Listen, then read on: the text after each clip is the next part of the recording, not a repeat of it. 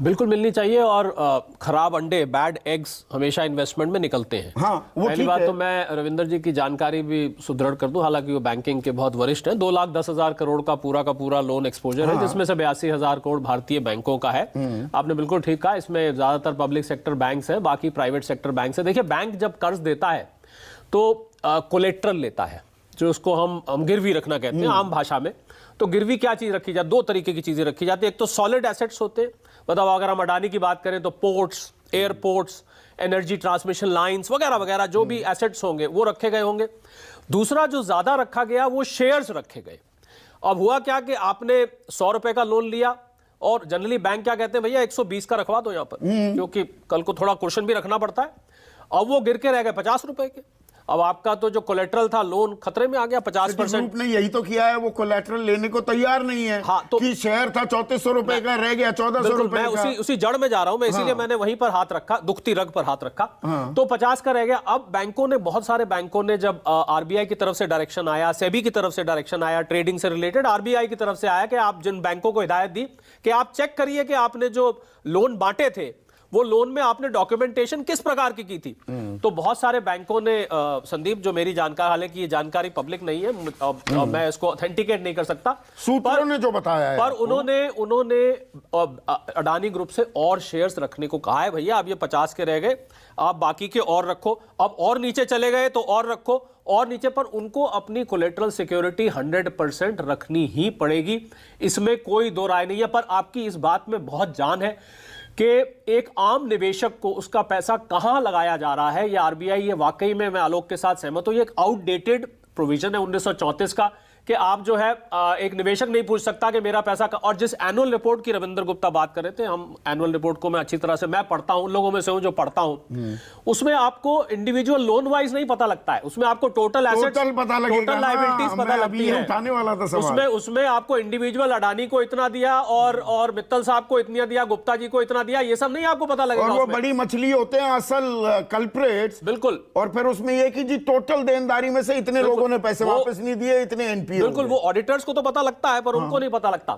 मुझे लग रहा है इस समय जो सबसे बड़ी जानकारी, आपने जो सवाल उठाया वो तो है ही है, जो जानकारी सरफेस पे आनी चाहिए कि जितने भी 82,000 करोड़ के ये लोन्स हैं, इसकी जो कोलेटरल सिक्योरिटी है वो टेबल पर इस समय आ जानी चाहिए कि आपके 82,000 करोड़ के लोन, और ये सारी बहस 1 मिनट में समाप्त हो सकती है। आप बता दीजिए कि आपके नहीं, पास बहुत से लोग आजकल ये चर्चाएं चल रही हैं सोशल मीडिया पर भी, वैसे आप किसी के साथ बैठे हैं, अरे भाई वो 35,000 करोड़ लगाए एलआईसी ने, वो 74 के हो गए या 90 के हो गए, 20-30 हजार 50,000 गिर भी गए, तब भी वो पैसे बचे हुए हैं। हमें उसकी डिटेलिंग तो मिलनी चाहिए कि नहीं? तो देखिए, वो उसकी इन्वेस्टमेंट है। पहले तो एलआईसी के पैसे और बैंकों के पैसे की किस्म अलग है। बैंकों ने लोन दिया है, एलआईसी ने इन्वेस्ट किया है स्टॉक्स में। तो इन्वेस्ट, अब आप 36,000 करोड़ का अगर इन्वेस्टमेंट था, वो एक समय 74 का चला गया, आज गिर के 20 के आ गया। तो मैं ये जनरल इन्वेस्टमेंट का बता रहा हूं, फिर मैं आलोक भाई की तरह मैं वो सेंटेंस दोहराना चाहूंगा कि मैं अडानी ग्रुप का सपोर्ट नहीं कर रहा हूं, पहली बात तो अगर वो 18,000 करोड़ का रह गया तो एलआईसी की पहली बात तो बहुत कम परसेंटेज है, आप जानते हैं वो परसेंटेज 1% से भी कम है, 1% से कम है। और मुझे लगता है शेयर मार्केट में जो भी पैसा लगाता है, संदीप आप तो खूब तजुर्बेकार है, वो ये रिस्क हमेशा दिमाग में रखता है कि पैसा मेरा ये दुगना तिगना चौगना भी हो सकता है और ये पैसा जीरो भी हो सकता है। नहीं, यहां पर किसी को बलि का बकरा बनाने की बात नहीं है, ये जानकारी साझा होनी चाहिए ना। बिल्कुल, देखिए अब मैं ये बात कह रहा हूं, खासकर जब इतनी चर्चा हो जाती है तो मुझे लग रहा है इस चर्चा को समाप्त करने का केवल एक ही तरीका है कि आप इंफॉर्मेशन को टेबल पे ले आइए। और अडानी ग्रुप के अगर शेयर, सारी बात शेयर से चली, शेयर्स के करें तो एक हम शेयर मार्केट में पीई रेशियो निकालते हैं, शायद आम दर्शक ना समझ पाए उसको, price divided by equity. Price divided by equity, वो मतलब होता है कि आपकी जो इस समय कीमत है शेयर मार्केट में,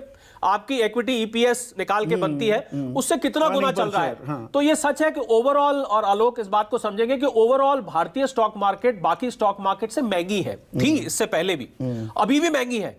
तो भारत की पीई, उसमें भी अडानी ग्रुप की जो पीई थी वो ज्यादा थी। यही हिंडनबर्ग रिपोर्ट में जो कमेंट आया जब उन्होंने कहा कि बबल है, तो जब पी बहुत ज्यादा बढ़ जाती है तो उसको आम भाषा में आप बबल का नाम दे सकते हैं, एक किस्म से दे सकते हैं।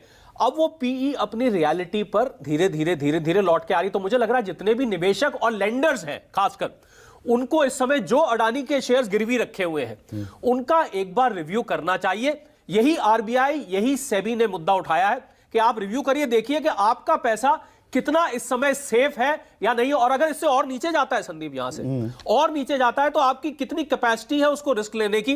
क्या ऐसा तो नहीं होगा कि आप खतरे में पड़ जाएंगे या लोन खतरे में पड़ जाएगा? जब तक ये जानकारी संदीप सार्वजनिक नहीं होगी तब तक ये सस्पेंस और ये डिबेट, ये डिस्कशन, ये सोशल मीडिया, ये बातचीत चलती रहेगी।